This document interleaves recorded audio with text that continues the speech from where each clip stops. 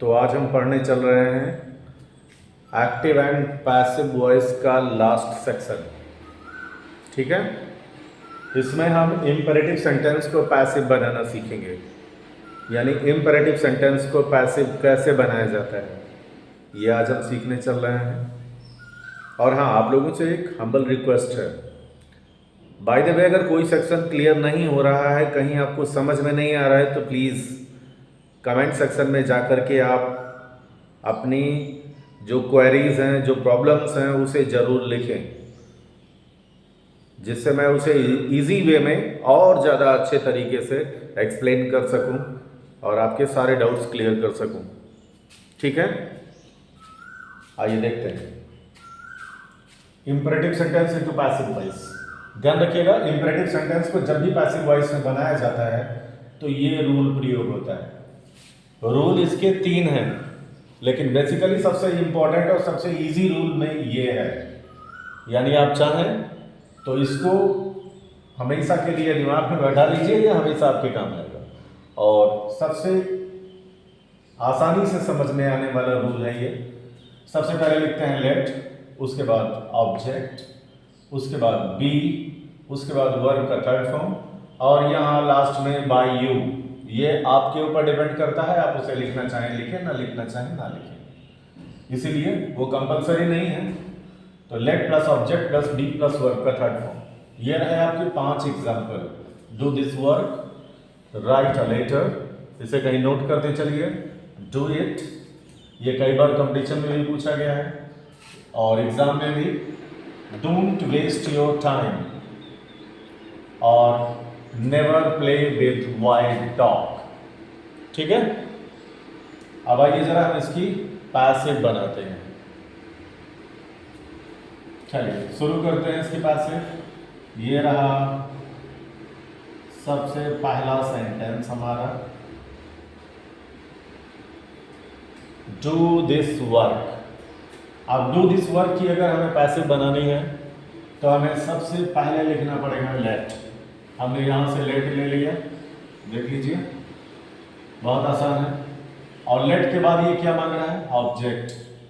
ये रहा हमारा ऑब्जेक्ट। डू तो वर्ब है, दिस वर्क ऑब्जेक्ट है, तो हमने लिख दिया लेट दिस वर्क।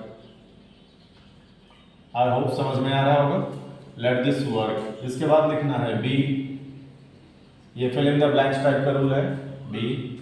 फिर वर्ब का थर्ड फॉर्म, वर्ब है डू, इसका थर्ड फॉर्म हो गया डन, तो let this work be done. समझ में आ गया?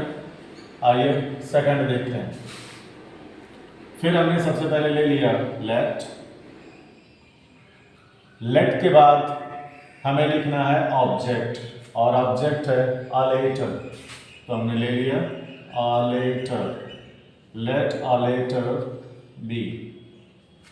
सही, ऑब्जेक्ट के बाद हमें देख लीजिए बी लिखना है, तो let a letter be. Verb का थर्ड फॉर्म राइट है, तो राइट का थर्ड फॉर्म हो जाएगा रिटन। ठीक है, अब आइए देखते हैं थर्ड एग्जाम्पल, डू इट। तो सबसे पहले हमने ले लिया लेट। लेट के बाद ये मांग रहा है ऑब्जेक्ट, और ऑब्जेक्ट है इट, ध्यान रखिएगा, तो हमने लिख दिया इट। इसके बाद बी, और फिर वर्ब का थर्ड फॉर्म डन। भाई डू का थर्ड फॉर्म डन हो जाएगा। अच्छा, अब देखते हैं जरा, अगर नेगेटिव सेंटेंस हमें मिलता है तो क्या करना है।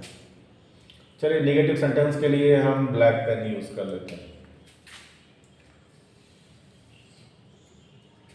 अब बाय द वे, अगर कहीं नेगेटिव सेंटेंस मिल जाता है तो हमें सबसे पहले लेना है लेट, यहाँ भी वही करना है। इसके बाद ये ऑब्जेक्ट मांग रहा है, और ऑब्जेक्ट है योर टाइम, क्योंकि वेस्ट के बाद योर टाइम लिखा हुआ है, वेस्ट वर्ब है, तो यही ऑब्जेक्ट हुआ, तो हो गया लेट योर टाइम। इतना समझ में आ गया? अब हमें लिखना है बी, लेकिन ध्यान रहे ये सेंटेंस नेगेटिव है, तो नेगेटिव है तो यहाँ से नॉट लेना पड़ेगा, और नॉट बी के आगे लगेगा, तो हो जाएगा let your time not be. Not be, ध्यान रखिएगा, नॉट बी वर्ब का third form wasted. Let your time not be wasted. और अब हम आ गए लास्ट एग्जांपल पे, यहाँ नेवर का यूज हुआ है, तो डू नॉट में से तो हमने डू को ब्रेक कर दिया था, केवल नॉट लिया था, देख लीजिए नॉट बी, लेकिन यहाँ ब्रेक नहीं कर पाएंगे आप, इसको एज इट इज उतारना पड़ेगा। लेट प्लस ऑब्जेक्ट, और ऑब्जेक्ट है विथ वाइल्ड डॉग, तो विथ तो प्ले के साथ रहेगा, यहाँ वाइल्ड डॉग है तो हो जाएगा लेट वाइल्ड डॉग, बी के आगे ही डू नॉट होगा तो नॉट लगेगा, नेवर है तो नेवर पूरा का पूरा बी के आगे लगेगा, तो हो जाएगा let wild dog never be played with, ध्यान रखिएगा ये विद वर्ब के साथ रहेगा, ऑब्जेक्ट के साथ नहीं रहेगा। Let wild dog never be played with. I hope आपको समझ में आया होगा, और अगर समझ में आया है तो प्लीज़ इसे लाइक करें, सब्सक्राइब करें और शेयर करना मत भूलें, ठीक है, जिससे हमें भी थोड़ा मोटिवेशन मिलता रहे और अच्छे से अच्छे वीडियो बना करके आपके लिए मैं लाता रहूँ। ये नॉलेज फ्री ऑफ कॉस्ट है, इसलिए प्लीज़ इसे लाइक, सब्सक्राइब और शेयर जरूर करें। Thanks for watching the video.